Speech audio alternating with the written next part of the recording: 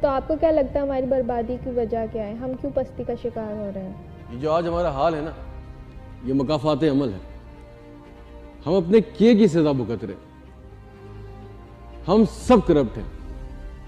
آپ اپنے ٹائر میں نئی ٹیوب ڈلوائیں اور اس کو پنچر والے کے پاس لے جائیں.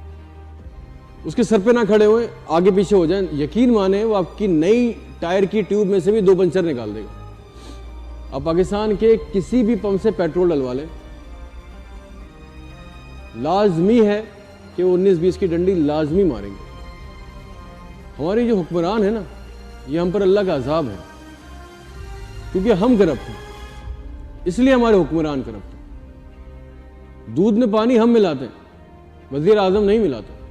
جعلی دوائیاں ہم بیچتے ہیں، آپ بیچتے ہیں، وزیر اعظم نہیں بیچتا. جعلی زمینیں ہم بیچتے ہیں، ناپ تول میں ہم کمی کرتے ہیں.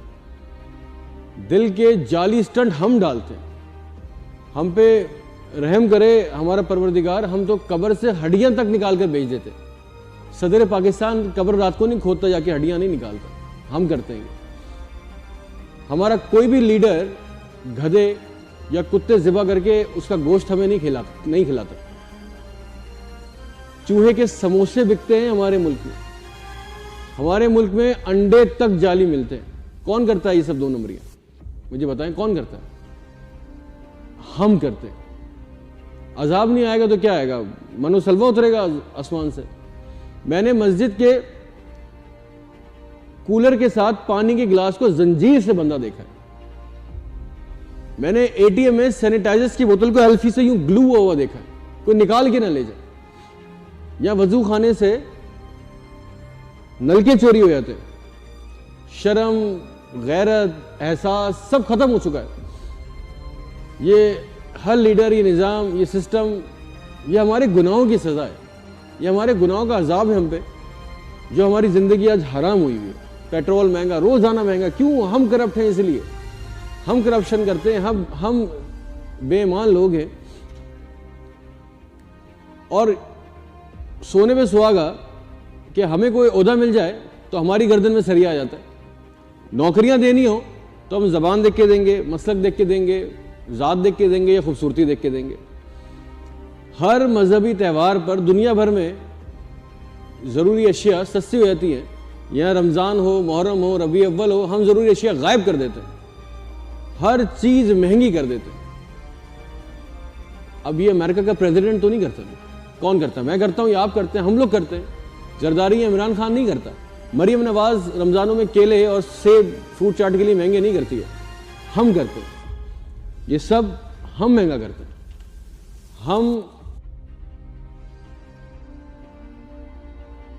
اوپر سے نیچے تک پورا سسٹم کرپٹ ہے.